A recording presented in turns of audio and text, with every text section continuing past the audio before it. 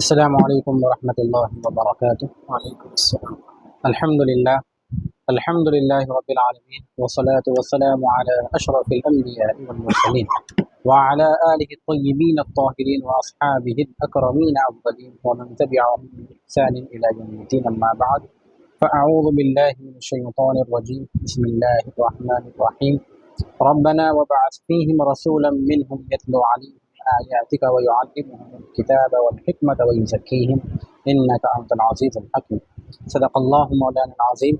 تمام تعریف ہے اللہ تبارک و تعالیٰ کے لیے جو تمام عالموں کا رب ہے اور ہر چیز کا خالق اور ہر چیز کا پالنہار ہے۔ وہی ذات وحدہ لا شریک لہ والی ذات ہے جو ہمیشہ سے تھا، ہمیشہ سے ہے اور ہمیشہ ہمیشہ باقی رہے گا، اور ایک دن ایسا آئے گا کہ ہم سب کو اس کی طرف واپس لوٹ کر جانا ہوگا۔ کروڑ درود پاک جناب سیدنا کونین مصطفیٰ حضرت محمد رسول اللہ صلی اللہ علیہ وسلم پر کہ اللہ تبارک و تعالیٰ کا بے انتہا شکر عظیم ہے کہ اللہ تبارک و تعالیٰ نے ہمیں امت محمدی بنا کر اس دنیا میں بھیجا۔ حضرات، ماہ ربیع الاول کا مہینہ چل رہا ہے، اور الحمدللہ اس بار 30 روزہ انوار اسلام نیٹ ورک اور تحریک اصلاح اعمال، یہ دونوں یوٹیوب چینلز پر علماء جامعہ نظامیہ کے شیوخ اور فارغین اور محبین انشاءاللہ تعالی اس چینل پر آپ کو 1 ربیع الاول سے 30 ربیع الاول تک انشاءاللہ آپ کو دکھائی دیں گے۔ آپ تمامی حضرات سے گزارش ہے کہ ان ویڈیوز کو اور ان بیانات کو آپ ضرور سنیں اور اپنے علم میں اور ایمان میں اضافہ فرمائیں۔ شیخ الاسلام والمسلمین مجدد ملت والدین حافظ محمد انوار اللہ فاروقی بانی جامعہ نظامیہ اپنی مایہ ناز کتاب انوار احمدی میں حضور صلی اللہ علیہ وسلم کی شان میں اشعار لکھتے ہیں کہ پس وہ نور پاک رب العالمین پیدا ہوئے، مبدأ کونین وہ ختم المرسلین پیدا ہوئے، جان عالم قبلہ اہل یقین پیدا ہوئے، شکر ایزت رحمت للعالمین پیدا ہوئے، دھوم تھی سارے عالم میں خورشید کرم طالع ہوا، ہاں کرے تعظیم اب نور قدم طالع ہوا۔ کتنی آپ بہترین شاعری آپ لکھتے ہیں حضور صلی اللہ علیہ وسلم کی شان میں۔ اور آج کا جو ہمارا سیشن ہے حضرات، وہ بہت ہی اہم اور بہت ہی بہت ہی اہم یہ موضوع ہے، جس کو میں یہ چاہتا تھا کہ یہ میلاد کے اعتراضات کے جوابات کے لیے جو میں جس ذات کو میں دیکھ رہا تھا، جس شخص کو میں دیکھ رہا تھا، وہ خاص طور پر میرا یہ پرسنل یہ تھا کہ ان سوالات کے جوابات میرے استاد محترم حضرت العلامہ مولانا حافظ مفتی محمد حنیف قادری صاحب کامل الفقہ جامعہ نظامیہ ہمارے ساتھ یہاں موجود ہے۔ ہم حضرت کا ایک بار والہانہ پھر سے آپ کا استقبال کرتے ہیں۔ اللہ تبارک و تعالیٰ آپ کے دین کے کاموں کو اپنی بارگاہ میں قبول فرمائیں۔ آمین۔ یہ جو سیشن چل رہا ہے حضرات، یہ میلاد پر اعتراضات کے جوابات کا سیشن چل رہا ہے، جس کا پہلا حصہ حافظ شیخ فیروز نے کمپلیٹ کیا، یہ دوسرا حصہ ہم کرنے جا رہے ہیں۔ حضرت سب سے پہلے تو آپ یہ ارشاد فرمائیں گے حضور صلی اللہ علیہ وسلم کا امی صفاتی نام ہے، اور اس کا نام کا حقیقی مطلب کیا ہے؟ ہم نے یہ دیکھا ہے کہ بعض دوسرے مسالک کے لوگ امی کا غلط معنی لے رہے ہیں، تو آپ اس میں اہل سنت کا کیا موقف ہے؟ اب وہ ارشاد فرمائیں۔ بسم اللہ الرحمن الرحیم۔ لفظ امی قرآن مجید میں بھی استعمال ہوا ہے۔ اللہ تبارک و تعالیٰ نے حضور پاک علیہ الصلوۃ والسلام کے بعثت فرمانے کے ساتھ جو کلمات فرمائے ہیں اور آپ کے صفات کا ذکر فرمایا، وہ ان صفات میں الرسول النبی الامی کا ذکر ملتا ہے۔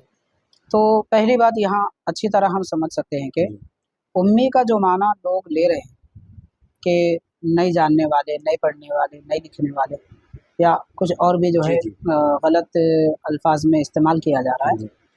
دراصل یہ اس لفظ کا غلط معنی لینے والے ان پڑھ ہیں اور وہ جاہل، کیونکہ ان کے پاس علم ہوتا تو اس طرح کے اچھے اور عمدہ شان والے ناموں کو یا ان صفات کا کوئی تنقیص والا معنی نہیں لے سکتے تھے۔ تو یہاں جو قرآن مجید میں آیت پاک میں سرکار کے نام مبارک کے ساتھ صفات جو استعمال ہوئے ہیں، رسول النبی الامی، تو یہ نبی کے بعد یہ لفظ استعمال ہو رہا ہے، اور نبی کا معنی ہی خبر دینے والے۔ تو جو جانتے نہیں وہ خبر کیسے دیں گے؟ جی اور رسول کون ہوتے ہیں؟ جن کو اللہ تعالیٰ کی طرف سے بھیجا.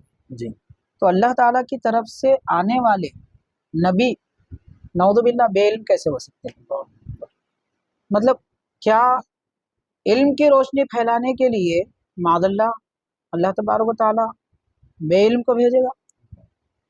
اللہ تعالیٰ کی طرف سے علم کی روشنی پھیلانے کے لیے آنے والی ذات پاک جن کو رسول کہا گیا، نبی کہا گیا، وہ الفاظ ہی دلالت کر رہے ہیں کہ وہ علم نہیں بلکہ علم کا بے کنارہ سمندر، سبحان اللہ سبحان اللہ، جاننے پڑھنے لکھنے کا بے کنارہ سمندر ہے. بے شک.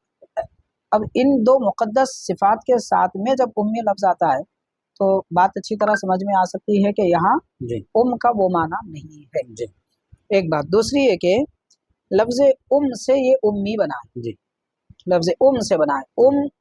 ماں کو کہتے ہیں، جی ماں کو بھی اس لیے کہتے ہیں کہ وہ اپنی اولاد کے لیے اصل ہوتی ہے، جی جی اولاد کے لیے اصل ہوتی ہے. جی تو کا معنی اصل ہے. تو امی یعنی اصلی ذات پاک. اصل کا مطلب شہر مکہ کا نام ہے، القرا. جی جی تو حضور پاک صلی اللہ علیہ وسلم کی ولادت بسعادت شہر مکہ میں ہوئی، اس لیے آپ کو امی کہا گیا. جی دوسرا معنی. جی تیسرا معنی اس کا یہ ہے کہ کائنات میں ہر چیز کی اصل حضور کی ذات پاک ہے. بے شک. کیونکہ جیسا مشہور حدیث پاک ہے، یا جابر ان اللہ خلق نور نبی کا من نورہ، اے جابر اللہ تعالیٰ نے آپ کے نبی کے نور کو اپنے نور سے بنایا اور اس نور سے سارے عالم بنے، سارے جہاں بنے. تو سرکار کا نور مبارک اور حضور کی ذات پاک کل عالموں کے وجود کے لیے اصل ہے. بے شک. اس لیے آپ کو امی کہا جاتا ہے. جی. تو بہرحال کسی بھی طریقے سے امی کا وہ معنی نہیں ہے. ہاں البتہ قرآن مجید میں احادیث پاک میں شہر مکہ میں رہنے والوں کو امی کہا گیا. اچھا. تو اس معنی سے یہاں وہ مفہوم سے ان لوگوں کو یہاں غلط فہمی ہوئی. جی جی جی. دیکھیے قرآن مجید ہو عربی زبان کا کوئی بھی لفظ ایک ہوتا ہے، اس کے معنی اپنے محل اور اپنے مقام کے اعتبار سے بدل جاتے ہیں. جی. مثال سمجھنے کے لیے عرض کروں گا بھائی جی جی کہ عصیان کا لفظ عصا، جی عصا کا لفظ شیطان کے لیے بھی آیا قرآن مجید. جی. عصا کا لفظ حضرت آدم علیہ السلام کے لیے بھی استعمال ہوا. جی. تو کیا دونوں جگہ ایک ہی ترجمہ ایک ہی مفہوم لیا جائے گا؟ معاذ اللہ. شیطان کے لیے نافرمانی کا لفظ، سرکشی کا معنی لیا گیا تو حق ہے. جی. حضرت آدم علیہ السلام کے لیے اگر عصا جو آیا فعصا آدم ربہ، تو یہاں اگر وہ معنی لیں گے جو شیطان کے لیے لیا گیا تھا معاذ اللہ، تو یہ معنی سمجھنے والا لکھنے والا کافر ہو جائے گا. بے شک. تو ایک لفظ عصا عین صاد یا کا معنی دو جگہ ایک نہیں ہو سکتا. تو امی کا معنی بھی شہر مکہ میں پیدا ہونے والوں کے لیے کچھ اور ہے، تو سرکار کی ذات پاک کے لیے بالکل نرالی شان والا ہے. بے شک. سبحان اللہ. تو بہرحال الفاظ کے استعمال وغیرہ کو سمجھنا سیکھنا پڑتا ہے. اس کے لیے حق پرست علماء کی صحبت کی ضرورت پڑتی ہے. جی جی جی. اور وہ گمراہ لوگوں کو مل نہیں پاتی، تو اس وجہ سے یہ اس قسم کے گمراہی کی باتیں کرتے ہیں. اب ایک بات میں عرض کروں گا، جی. بڑی مشہور حدیث پاک ہے، حدیث پاک کی مشہور کتابوں میں ہے، فی الحال میرے ذہن میں وہ کتاب کا نام نہیں آ رہا ہے. جی. نبی کریم صلی اللہ علیہ وسلم نے ایک صحابی کو حکم دیا، ہاں حضرت معاویہ رضی اللہ تعالیٰ عنہ کو حکم فرمایا. حدیث شریف ہے. جی. سرکار نے فرمایا کہ اے معاویہ بسم اللہ جب لکھو تو با کو اس طرح لکھو کہ با کو کھینچ کر حضور نے بتایا. پھر فرمایا سین کے سوشے بناؤ اور میم کا دائرہ بناؤ. یہ حضور لکھنا سکھا رہے ہیں. جی. تو امی کا جو لوگ غلط معنی لے رہے ہیں، ہمارے آقا حبیب کریم صلی اللہ علیہ وسلم ساری کائنات کو لکھنا سکھاتے ہیں اور علم عطا فرماتے ہیں. اب یہاں جو کہہ رہے ہیں کہ حضور پڑھتے لکھتے، نعوذ باللہ پڑھنے لکھنے والے حضور نہیں ہے. سرکار دو عالم صلی اللہ علیہ وسلم پڑھنے لکھنے کو نہیں آئے تھے. حضور پاک صلی اللہ علیہ وسلم پوری کائنات کو پڑھانے لکھانے کو تشریف لائے. بے شک. بے شک. سبحان اللہ. تو بہرحال حضور پاک صلی اللہ علیہ وسلم کی عظمت و شان ہر اعتبار سے بلند و بالا ہے، اور کسی بھی صفات کا غلط معنی لینا یہ گمراہی ہے، بعض اوقات کفر کی حد تک پہنچا دیتی ہے. اللہ اکبر. آئیے ہم اس سیشن کے آگے کے سوال کی طرف بڑھتے ہیں. حضرت یہ فرمائیے گا کہ حضور صلی اللہ علیہ وسلم کے وسیلے سے دعا مانگنا یہ لوگ کہتے ہیں کہ شرک ہے، اہل سنت کے پاس اس سوال کا کیا موقع؟ دیکھیے اس کے متعلق تو بہت ساری احادیث شریفہ ہیں. جامع ترمذی کی ایک بڑی مشہور حدیث ہے، میں اس کو مختصر طور پہ بیان کروں گا جی کہ حضور پاک علیہ الصلوۃ والسلام نے ایک صحابی کو دعا سکھائی، اللہ کے دربار میں دعا کرو. اس میں جو کلمات ہیں وہ وسیلے کے، اللہم انی اتوسل الیک بنبیک نبی الرحمتی. سبحان اللہ. حضور سکھا رہے صحابہ کو کہ تم یہ دعا کرو اللہ کے دربار میں کہ اللہ میں تیرے دربار میں تیرے نبی کا وسیلہ لیتا ہوں جو رحمت والے نبی ہے. سبحان. تو ترمذی کی اس حدیث شریف سے ثابت ہوتا ہے کہ سرکار نے خود صحابہ اکرام کو آپ کی ذات پاک کا وسیلہ لے کر دعا کرنے کا حکم فرمایا. تو اگر یہ شرک ہے اعوذ باللہ وسیلہ لینا، تو پھر سرکار دو عالم صلی اللہ علیہ وسلم کیوں سکھائے؟ تو پتہ یہ چلا کہ یہ جو کہہ رہے ہیں ان کے دماغ میں شرک ہے، جی اسلام میں نہیں ہے شرک، جی جی ان کے عقل میں ہے، اس وجہ سے ان کو یہ باتیں نظر آ رہی. بس آئیے ہم اس سیشن کے آگے کے سوال کی طرف یہ بڑھتے ہیں. فرمائے گا رحمت للعالمین، اللہ تبارک و تعالیٰ نے حضور کو کہا رحمت للعالمین سے مراد کیا؟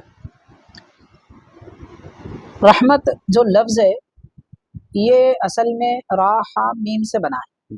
رحیم، ماں کے پیٹ میں رہنے والی بچہ دانی کو رحیم کہتے ہیں، اسی لیے صلہ رحیمی کہتے ہیں، جی رشتہ داری جوڑنا. صلہ رحیمی کرو مانے رشتہ داری جوڑو. تو وہ جو بچہ دانی ہوتی ہے وہ نہایت نرم و نازک ہوتی ہے، جی مطلب مہربان، ایسی مہربان کے انتہائی کمزور مخلوق کو اپنے پیٹ میں پالتی ہے، اتنی مہربان کہ اس کے ہاتھ پاؤں مارنے سے پھٹ بھی نہیں جاتی. جی یہ راحہ میم کا یہ معنی نکلتا ہے.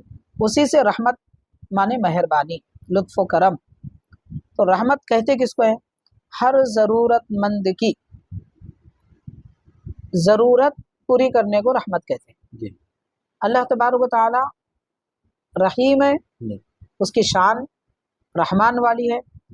تو اللہ تبارک و تعالی نے اپنے نبی کو رحمت بنایا، سارے جہانوں کے لیے رحمت بنایا. رحمت للعالمین کا معنی یہ ہے کہ حضور پاک صلی اللہ علیہ وسلم کل اولیاء اللہ صوفیاء کرام کے پاس کل 18,000 عالم، 18,000 عالم میں بے حساب ہر قسم میں علیحدہ علیحدہ مخلوق پائی جاتی ہے. تو سارے 18,000 عالموں کی بے حساب مخلوقات کے لیے ان کی ضرورتوں کی تکمیل فرمانے والی ذات پاک حضور کی ذات پاک ہے. یہ رحمت للعالمین کا مفہوم ہے. سبحان اللہ سبحان اللہ، ماشاء اللہ سبحان اللہ. آئیے ہم اس سیشن کے آگے کی سوال کی طرف ہم بڑھتے ہیں. حضرت یہ فرمائیے گا حضور صلی اللہ علیہ وسلم کا سایہ مبارک کیوں نہیں تھا؟ نبی کریم رحمت للعالمین صلی اللہ علیہ وسلم کی اصل نورانیت ہے.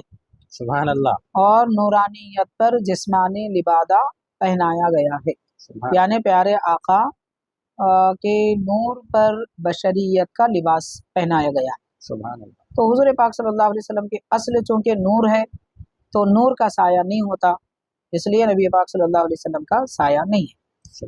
اب سوال یہ پیدا ہوتا ہے کہ ایسی کوئی حدیث شریف ہے کیا حضور کا سایہ نہیں ہے؟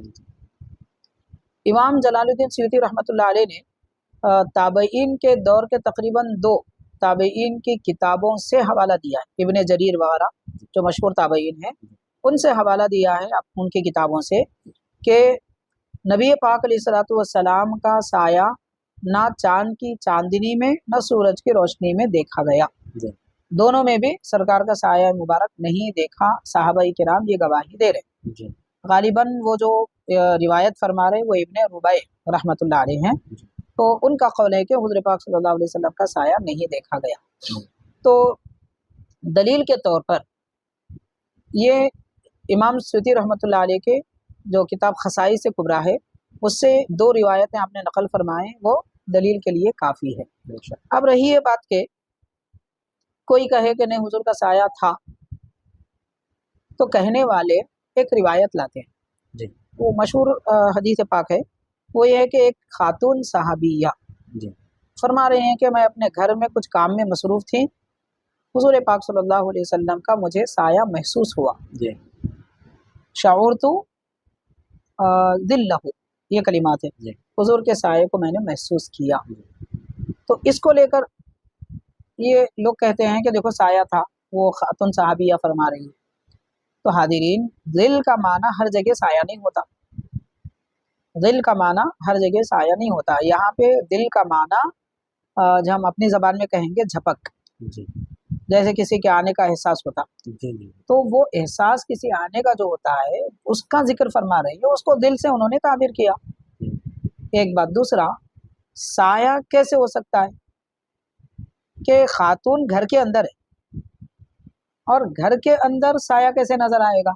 सुभान अल्लाह। साये के लिए या तो सूरज की रोशनी में बाहर होना पड़ेगा या फिर चांद की चांदनी में होना पड़ेगा। जी तो घर के अंदर उनको साया कैसे नजर आएगा?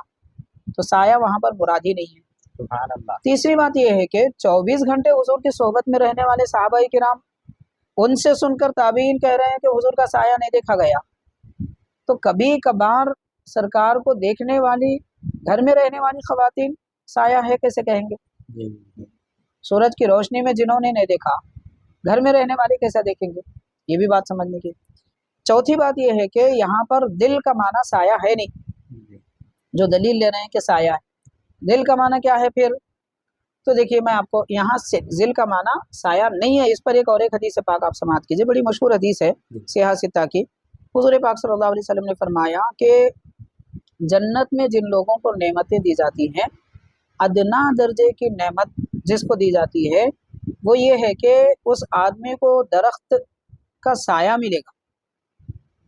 इतना दराज दरख्त होगा कि वो गालिबन 70 साल तक तेज रफ्तार सवारी पे चलता रहे तो दरख्त का साया पार ना कर सकेगा।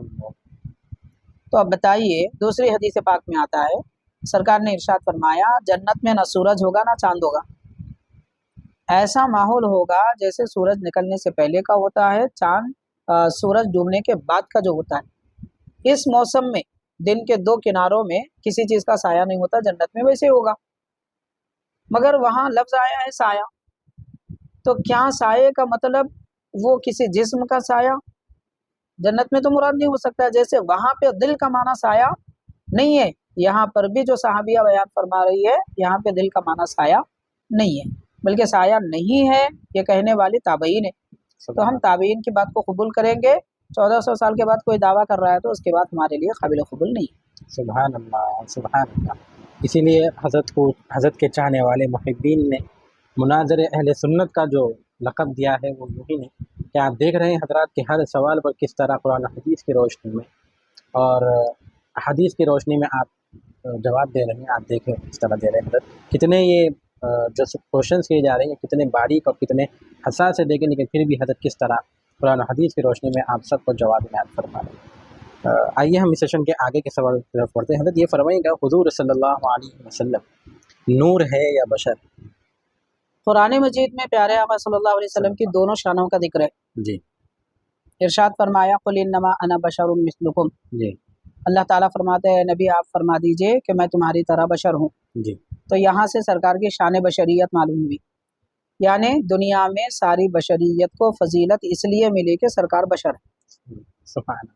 दूसरी बात यह है कि यहाँ ये नहीं कहा जा रहा कि ऐ लोगो तुम कहो नबी मेरे जैसे बशर है, यहाँ ये कहा जा रहा है कि नबी आप फरमा दीजिए मैं तुम्हारी तरह बशर हूँ। तो सरकार को हक है कि उम्मतियों से फरमाएं मैं तुम्हारी तरह हूँ, मगर उम्मती अगर बेअदबी के तौर पे कहता है तो वो काफिर होगा अगर ये कहे कि हुजूर मेरे जैसे बशर है। नऊज़ुबिल्लाह, बेअदबी के तौर पे अगर कहता है। हाँ, सरकार की बशरियत को बताने के लिए कह रहा है तो ये जुमले बेअदबी के, जुमले नापसंदीदा है।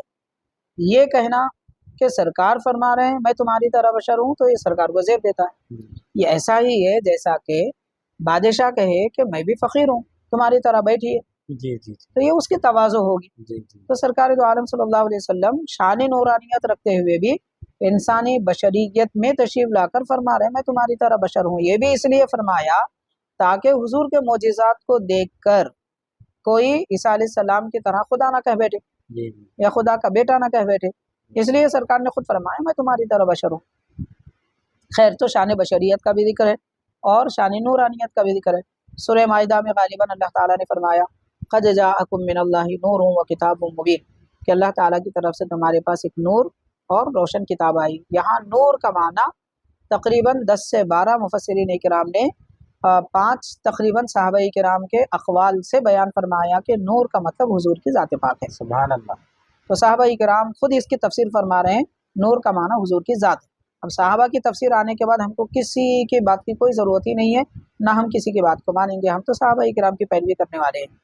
تو بہرحال حضور پاک صلی اللہ علیہ وسلم کی ذات، یہاں پر نور سے حضور کی ذات مراد ہے۔ تو دونوں شانیں قرآن پاک میں بیان کی گئی ہیں، ہم دونوں عظمتوں کو ماننے والے ہیں، اہل سنت و جماعت۔ سبحان اللہ سبحان اللہ۔ آئیے اس سیشن کے آگے کے سوال کی طرف بڑھتے ہیں۔ حضرت یہ فرمائیے گا، حضور صلی اللہ علیہ وسلم کے پاس کتنا علم غیب ہے اور کون سا علم غیب؟ صحیح بخاری شریف کی حدیث ہے، غالباً حضرت انس رضی اللہ تعالیٰ عنہ فرما رہے ہیں جی کہ حضور نبی پاک صلی اللہ علیہ وسلم نے نماز فجر ادا فرمائی جی اور فجر کے بعد ممبر پر کھڑے ہو کر ابتدائے کائنات سے لے کر کے سب سے پہلے کیا پیدا ہوا جی ذکر فرمایا، نماز عصر ادا فرمائی، اس کے بعد تسلسل جاری رکھا، فجر کے بعد، ظہر کے بعد، عصر کے بعد۔ جی جب سورج ڈوب رہا تھا تو آپ فرماتے ہیں صحابی کہ حضور پاک صلی اللہ علیہ وسلم نے جنت میں آخر میں کون جائے گا اس کا نام اس کے باپ دادا کے نام کے ساتھ بتایا، سبحان اللہ۔ اور دوزخ میں آخر میں کون جائیں گے اس کا نام اس کے باپ دادا کے نام کے ساتھ بتا دیا۔ سبحان تو صحابی فرما رہے ہیں ابتدائے کائنات سے لے کر انتہا تک سب کچھ بیان فرما دیا۔ تو اب کیا چھپا ہوا ہے نبی پاک صلی اللہ علیہ وسلم سے؟ یہ بخاری کہہ رہی ہے۔ تو حضور کا علم کتنا ہے؟ تو کتنا ہے؟ وہ لوگ کہہ سکتے ہیں نعوذ باللہ کہ جو حضور سے بڑھ کے جانتے ہو۔ اللہ۔ تو جن کو کچھ علم ہی نہیں ہے تو وہ کیسے بتائیں گے کہ کتنا ہے؟ ہاں اتنا ہے جتنا رب نے دیا، اور اللہ نے کتنا دیا یہ کسی کو نہیں معلوم، کیونکہ قرآن مجید میں رب نے فرمایا وَعَلَّمَكَ مَا لَمْ تَكُنْ تَعْلَمْ، اللہ نے آپ کو وہ سب سکھا دیا، وہ علم عطا فرمایا جو آپ نہیں جانتے تھے۔ اب یہ کہ سرکار کو جو علم عطا ہوا ہے اس کو علم غیب عطائی کہتے ہیں، اور اللہ تعالیٰ کا علم غیب ذاتی ہے، یعنی رب تبارک و تعالیٰ کا علم اس کا اپنا اس کی شان کے مطابق ہے، کسی نے نعوذ باللہ نہیں دیا، مگر اللہ تبارک و تعالیٰ نے اپنے نبی کو عطا فرمایا۔ ایسی بہت ساری آیتیں بھی ہیں قرآن پاک میں جس میں علم غیب کا ثبوت ملتا ہے۔ سبحان اللہ سبحان اللہ۔ آئیے ہم اس سیشن کے آگے کی سوال کی طرف ہم بڑھتے ہیں۔ حضرت یہ فرمائیے گا، نبی اور رسول میں کیا فرق ہے؟ نبی اور رسول کا ترجمہ اگر اردو زبان میں یا فارسی میں کیا جائے تو پیغمبر۔ جی پیغمبر کا مطلب ہوتا ہے پیغام اللہ کی طرف سے لانے والے۔ جی عربی زبان میں البتہ شریعت میں، دین میں، رسول اس پیغمبر کو کہتے ہیں کہ جن کو اللہ تبارک و تعالیٰ نے دین اور شریعت عطا فرمائی، جی اور نبی اس پیغمبر کو کہتے ہیں جو سابقہ نبی کے دین اور شریعت اور ان کی کتاب کو لوگوں تک پہنچائے اور اس پر عمل کروائے۔ تو یہ فرق ہے نبی اور رسول میں۔ جملہ انبیاء کرام کی تعداد کل، رسولان اعدام کی تعداد کل 1,24,000 کم و بیش ہے، ان میں سے 313 یا 314 رسول ہیں کہ جن پر اللہ تعالیٰ نے کتاب عطا فرمائی، نازل فرمائی۔ سبحان اللہ سبحان اللہ۔ آئیے ہم سیشن کے آگے کے سوال کی طرف بڑھتے ہیں۔ حضرت یہ فرمائیے گا، یہ ایک اعتراض کیا جاتا ہے کچھ دیگر مسالک سے کہ میلاد منانے کے بجائے وہ پیسے کسی غریب کو دے دیں اور اس کی شادی کروا دیں، ایسا کہتے ہیں سب میلاد منانے کے بجائے۔ جی ٹھیک ہے، سوال تو ہوتے رہتے ہیں اس قسم کے۔ یہ سوال ہر جگہ ہونا چاہیے، صرف میلاد کی جگہ نہیں ہونا چاہیے۔ اگر یہ سوال ہے کہ میلاد منانے کی بجائے، تو یہ کہنا چاہیے کہ جو لوگ اپنے بچے بچیوں کی شادیوں میں 40 لاکھ 50 لاکھ 1 کروڑ روپے خرچ کر رہے ہیں، وہاں پہ کہنا چاہیے کہ 50 لاکھ روپے خرچ کرنے کی بجائے غریبوں کی 50 شادیاں کرنا چاہیے۔ اور ایسی جگہ کہنا چاہیے کہ جو لوگ اپنے عالیشان بڑے بڑے بنگلے اور اونچی اونچی گاڑیاں خرید رہے ہیں اور اس پر اپنی زندگی گزار رہے ہیں، تو ان سے کہنا چاہیے کہ بڑی 12 15 20 25 لاکھ کی کار خریدنے کی بجائے وہاں پر ایک 10 15 شادیاں کرنا چاہیے۔ تو یہ زندگی کے ہر شعبے میں آتا ہے۔ جو لوگ 50 روپے کلو کا چاول کھاتے ہیں، ان سے بھی کہنا چاہیے کہ بھئی آپ 50 روپے کلو کا چاول نہیں، 5 روپے کا کلو چاول راشن کا کھائیے، باقی پیسوں کی بچت کر کے غریبوں کی شادیاں کیجیے۔ आलीशान कपड़े जो लोग पहन रहे हैं और बड़े आलीशान घड़ियाँ पहनते हैं, ऐनक लगाते हैं, जूते पहनते हैं, सारी जगह ये सवाल पैदा होते हैं। तो ज़िंदगी के हर शोबे में ये सवाल फरामोश, और सिर्फ मिलाद और 11वें के मौके पे इस तरह के सवाल उभरते हैं तो ये बड़ा ताज्जुब होता है। खैर, तो दरअसल ये ज़रूर है कि मिलाद मनाने की बजाय नहीं, मिलाद में गरीब बच्चियों की शादियाँ किए जाएँ। सुभान अल्लाह, सुभान अल्लाह। मिलाद की खुशी पर गरीबों के घर राशन दिया जाए, मिलाद की खुशी पर बेसहारों को सहारा दिया जाए, बेशक। मिलाद की खुशी पर बेरोजगारों को रोजगारी का जरिया बनाया जाए, सुभान ये होना चाहिए। बजाय का सवाल हटा दीजिए, ये कर लेना बेहतर है। सुभान अल्लाह, सुभान अल्लाह। आइए हम इस सेशन के आगे के सवाल की तरफ हम बढ़ते हैं। हज़रत ये फरमाइएगा कि रबीउल अव्वल में खाने काबा, रबीउल अव्वल के हम ये जुलूसों में देखते हैं कि खाने काबा का मॉडल और मिलाद सब्ज़ गुम्बद का मॉडल बनाते हैं सब, क्या ये करना सही है?